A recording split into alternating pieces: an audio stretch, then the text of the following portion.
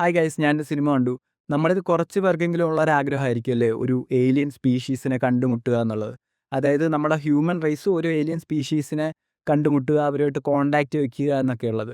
പക്ഷേ റിയാലിറ്റിയിൽ നമുക്കത് ഇതുവരെയും സാധിച്ചെടുക്കാൻ പറ്റിയിട്ടില്ലെങ്കിലും സിനിമയിലൂടെ നമുക്ക് സാധിച്ചെടുക്കാൻ പറ്റും. അത്തരം ഒരു സിനിമയെക്കുറിച്ചാണ് ഞാൻ പറയുന്നത്. ഇപ്പോൾ തിയേറ്റേഴ്സിൽ കറണ്ട് റണ്ണിങ് ആയിട്ടിരിക്കുന്നതാണ്. പക്ഷേ ഏകദേശം എക്സിറ്റ് ആകാറായെന്ന് തോന്നുന്നു. അപ്പോൾ ഇനിയിപ്പം OTTയിൽ കാണാനായിട്ട് പറ്റും. അതായത് നമ്മുടെ ഹ്യൂമൻ ബീയിങ്സ് ഒരു ഏലിയൻ സ്പീഷീസുമായിട്ട് കോണ്ടാക്റ്റ് വരുന്നതും പിന്നെ നടക്കുന്ന കുറച്ച് കാര്യങ്ങളൊക്കെയാണ്.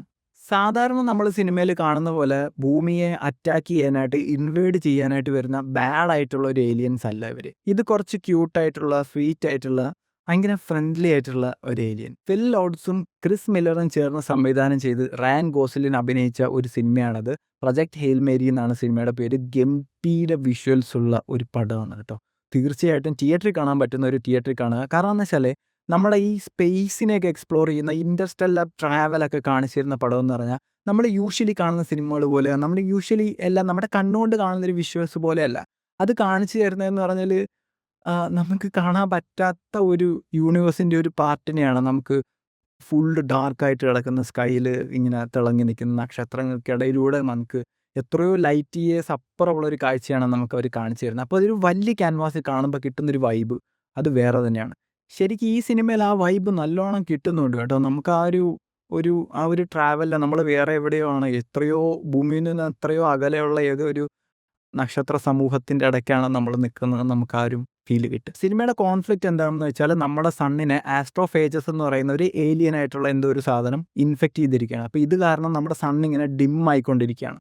അപ്പോൾ അതിൻ്റെ പ്രശ്നം കാരണം ഭൂമിയുടെ ടെമ്പറേച്ചർ വർഷം കഴിയും തോറും കുറയുകയും ഏകദേശം ഭൂമിയിലുള്ള സാധനങ്ങളൊക്കെ എക്സ്റ്റിൻ്റ് ആയി പോവുകയും ചെയ്യും. അപ്പോൾ ഇതിനൊരു സൊല്യൂഷൻ കണ്ടെത്തണം. അപ്പോൾ ഈ ശാസ്ത്രജ്ഞർ നിരീക്ഷിക്കുമ്പോൾ ഈ ഒരു ഗാലക്സിയിലുള്ള ഏകദേശം എല്ലാ സ്റ്റാറുകളെയും ഈ ആസ്ട്രോഫേജസ് ഇൻഫെക്റ്റ് ചെയ്തിട്ട് എല്ലാ സ്റ്റാറും ഡിം ആയിക്കൊണ്ടിരിക്കുക.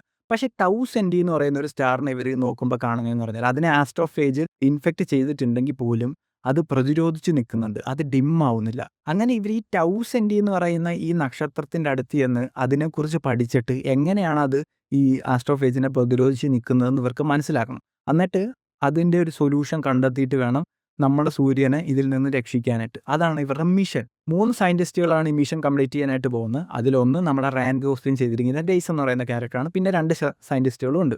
പക്ഷേ പോകുന്ന യാത്രയിൽ വെച്ച് ഈ 2 സയൻറ്റിസ്റ്റുകൾ മരിച്ചു പോകും.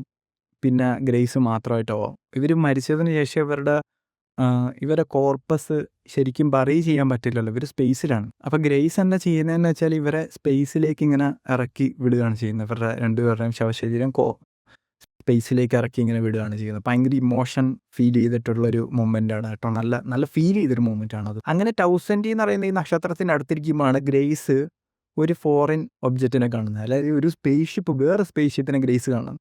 അപ്പം തന്നെ ഗ്രേസിന് മനസ്സിലായി ഇത് ഏതോ ഒരു ഏലിയൻ സ്പീഷീസിൻ്റെ സംഭവമാണ്, തനിക്ക് പണി കിട്ടി, തൻ്റെ കഥ കഴിഞ്ഞു എന്നുള്ള രീതിയിലാണ് ഗ്രേസ് ഇരിക്കുന്നത്. അപ്പോൾ ഗ്രേസ് നോക്കുമ്പോൾ ഗ്രേസിൻ്റെ ഷിപ്പിനേക്കാൾ ഒരു 25 മടങ്ങ് വലിയൊരു ഷിപ്പാണ് ഈ സ്പേസ് ഷിപ്പ്. അപ്പോൾ ഗ്രേസ് ഇവിടുന്ന് ഇങ്ങനെ തെന്നി മാറി പോകാനായിട്ട് ശ്രമിക്കും കേട്ടോ, അവിടെ നിന്ന് ഇങ്ങനെ ഓടിപ്പോകാൻ. പക്ഷേ ഈ വലിയ സ്പേസ് ഷിപ്പ് ഉണ്ട്, ഗ്രേസ് എന്ത് ചെയ്യുന്നോ ഗ്രേസിനെ ഇങ്ങനെ ഫോളോ ചെയ്തുകൊണ്ടേയിരിക്കും. അങ്ങനെ ഒരു വഴിയില്ലാത്ത ഗ്രേസ് നോക്കുമ്പോൾ എന്ന് വെച്ചാൽ ഈ സ്പേസ് ഷിപ്പിനകത്തുനിന്ന് ഗ്രേസിൻ്റെ സ്പേസ് ഷിപ്പിലേക്ക് ഇവർ കോണ്ടാക്ട് ചെയ്യും. അതിനുശേഷമാണ് ആ ഒരു നല്ല ബ്യൂട്ടിഫുൾ ആയിട്ടുള്ള, അല്ലെങ്കിൽ നമ്മളൊക്കെ എക്സ്പെക്റ്റ് ചെയ്യുന്ന പോലെ ആ ഒരു മൊമെൻറ്റ് സംഭവിക്കുന്നത്. ഒരു ഹ്യൂമൻ ബീയിങ്ങും ഒരു ഏലിയൻ സ്പീഷീസും തമ്മിൽ ഒരു കോണ്ടാക്റ്റ് വയ്ക്കുന്ന ആ ഒരു മൊമെൻറ്റ്. നമ്മൾ ചിന്തിക്കുന്ന പോലെ ഒരു ഏലിയൻ അല്ല കേട്ടോ. ഇതൊരു കണ്ണും മൂക്കൊന്നുമില്ല. ഇവർക്കൊരു പാറ പോലെയാണ് ഇരിക്കുന്നത് ഈ ഏലിയൻ. ഒരു സ്പൈഡറിൻ്റെ ഒരു ഷേപ്പിലാണുള്ളത്. ഒരു പാറ കൊണ്ടുണ്ടാക്കിയ ഒരു സ്പൈഡർ. അതങ്ങനെ ഗ്രേസുമായിട്ട് ഇവർ സംസാരിക്കുന്നത്. ഇവർ 2 പേരുടെയും 2 ലാംഗ്വേജ് ആയതുകൊണ്ട് ഗ്രേസ് ഒരു സോഫ്റ്റ്വെയർ ഡെവലപ്പ് ചെയ്ത് വെച്ചാണ് ഇവർ കമ്മ്യൂണിക്കേറ്റ് ചെയ്യുന്നതും. ആ സ്പേസ് ഷിപ്പിൽ ഒരൊറ്റ ഏലിയനെ ഉണ്ടായിരുന്നുള്ളൂ. കാരണം ഇവർ 10-23 ഏലിയൻസ് ഉണ്ടായിരുന്നു ആ സ്പേസ് ഷിപ്പിൽ. പക്ഷേ ഈ ടൗ സെൻറ്റിയിലേക്കുള്ള യാത്രയുടെ ഇടയ്ക്ക് വെച്ച് 22 ഏലിയൻസും മരിച്ചു പോയിട്ട് ഇപ്പോൾ റോക്കി എന്ന് പറയുന്ന ഈ ഒരൊറ്റ ഏലിയൻ മാത്രമാണ് ഉള്ളത്. ഗ്രേസ് ആണ് ഈ റോക്കി എന്ന പേര് കൊടുക്കുന്നത്. കാരണം പാറ പോലെ ഇരിക്കുന്നതുകൊണ്ടാണ് റോക്കി എന്നുള്ള പേര് ഗ്രേസ് കൊടുത്തേക്കുന്നത്. അങ്ങനെയാണ് ഗ്രേസിനെ മനസ്സിലാകുന്നത് ശരിക്കും ഈ റോക്കിയിലെ പ്ലാനറ്റ് ആയിട്ടുള്ള എറിഡ് എന്ന പ്ലാനറ്റിൻ്റെ സണ്ണിനെയും ഇതേപോലെ ആസ്ട്രോഫേജസ് ഇൻഫെക്റ്റ് ചെയ്ത് വെച്ചിരിക്കുകയാണ്. അപ്പോൾ അവരും ടൗ സെൻറ്റിയിലേക്ക് വന്നിരിക്കുന്നത് സെയിം കാര്യത്തിന് വേണ്ടിയാണ്. അങ്ങനെ ഇവർക്ക് മനസ്സിലാകും ഇവർ 2 പേർക്കും വേണ്ട കാര്യം ഒന്നാണ്. അപ്പോൾ അവർ ഒരുമിച്ച് യാത്ര ചെയ്യാനും ഒരുമിച്ച് ഈ ടൗ സെൻറ്റിയിൽ നിന്നും ഈ ഒരു സൊല്യൂഷൻ കണ്ടെത്തി തിരിച്ച് രണ്ട് പ്ലാനറ്റിലേക്ക് പോകാനായിട്ട് തീരുമാനിക്കുന്നത്. അവർ ആ മിഷനിൽ ഏർപ്പെടുന്നതാണ് സാധനം. ബേസിക്കലി ഇവരുടെ ഫ്രണ്ട്ഷിപ്പാണ് കേട്ടോ കാണിച്ചു തരുന്നത്. സൂപ്പർ ഫ്രണ്ട്ഷിപ്പാണ്. എന്താ പറയുക, നമുക്കത് ഈവൻ ദോ അതൊരു ഏലിയൻ ആണെങ്കിലും നമുക്കത് ഫീൽ ചെയ്യുന്നു. ഇവർ രണ്ടുപേരും തമ്മിലുള്ള ഒരു ഫ്രണ്ട്ഷിപ്പ് നമുക്ക് ഭയങ്കരമായിട്ട് ഫീൽ ചെയ്യും. എനിക്ക് കുറച്ചുകൂടെ ഫീൽ ചെയ്ത് എന്താണെന്ന് വെച്ചാൽ ഇവരുടെ രണ്ടുപേരും പിരിയുന്നൊരു മൊമെൻ്റ് ഉണ്ട്. നമ്മുടെ റോക്കി എന്ന ഏലിയൻ എറിടുന്ന പ്ലാനറ്റിലേക്ക് പോകുന്നതും ഗ്രേസ് തിരിച്ച് എർത്തിലേക്ക് വരാനായിട്ട് നിൽക്കുമ്പോൾ ഇവർ ഗുഡ് ബൈ പറഞ്ഞു പോകുന്നൊരു സാധനമാണ്. അത് ഭയങ്കരമായിട്ട് നമുക്ക് അയ്യോ ഇവർ ഗുഡ് ബൈ പറയരുത്, ഇവർ ഒരുമിച്ചുണ്ടാവണം. പക്ഷേ അവന് ഏലിയൻ എർത്തിലേക്ക് വരാനും പറ്റില്ല, ഇവന് അങ്ങോട്ട് പോകാനും പറ്റില്ല. ഇവർക്ക് രണ്ടുപേർക്കും അവരുടെ രണ്ടുപേരുടെയും പ്ലാനറ്റിനെ സേവ് ചെയ്യാനായിട്ട് തിരിച്ചു പോയേ പറ്റൂ. കാരണം നമ്മൾ ഭൂമിയിലാണെങ്കിൽ നമുക്ക് ഒരാളോട് പറയാമല്ലോ, ഓക്കെ ഭൂമി ഉരുണ്ടല്ലേ, നമുക്ക് എവിടെയെങ്കിലും വെച്ച് കാണാം. പക്ഷേ റോക്കിയും ഗ്രേസും ഇനി ഒരിക്കലും കാണില്ല. അത് അവർ ഗുഡ് ബൈ പറഞ്ഞാൽ ടു ദ എൻഡാണ്. ഇനി ഒരിക്കലും ഇവർക്ക് കാണാൻ പറ്റില്ല. അങ്ങനെ ഒരു ഗുഡ് ബൈ പറഞ്ഞ് ഇവരിങ്ങനെ രണ്ട് വഴിക്ക് പോവാണ്. നല്ല രസമുള്ള പടം കേട്ടോ. സിനിമ അവിടെ തീരുന്നൊന്നുമില്ല കേട്ടോ. അത് കഴിഞ്ഞ് വീണ്ടും ട്വിസ്റ്റ് വരികയും വീണ്ടും ഇവർ വെയിറ്റ് ചെയ്യുകയൊക്കെ ചെയ്യുന്നതാണ്. ഞാൻ പറഞ്ഞ സ്പോയിലർ ആക്കിയിട്ടുണ്ട് ഏകദേശം. സോ നിങ്ങൾക്ക് കണ്ടവർക്ക് കണ്ടു നോക്കാം. ഞാൻ പറഞ്ഞ സ്പോയിലർ ആക്കുകയാണ് മൊത്തം. ഈ റോക്കിയുടെ ക്യാരക്ടറിനെ വളരെ ഇമോഷണൽ ആയിട്ടാണ് നമുക്ക് എടുക്കാൻ പറ്റുക. നമുക്ക് ഇമോഷണൽ ആയിട്ട് നമുക്ക് ഫീൽ ചെയ്യുകയും ചെയ്യും. കാരണം റോക്കി ഒരു പോയിന്റിലാണ് മനസ്സിലാക്കുന്നത് ഗ്രേസ് വന്നിരിക്കുന്നത് ഒരു സൂയിസൈഡ് മിഷന് വേണ്ടിയാണ്. കാരണം ഗ്രേസിന് ഈ ടൗസൻഡിയിലേക്ക് എത്താനായിട്ടുള്ള ഫ്യൂവല് മാത്രമേ ഇവൻ്റെ സ്പേസ് ഷിപ്പിലുള്ളൂ.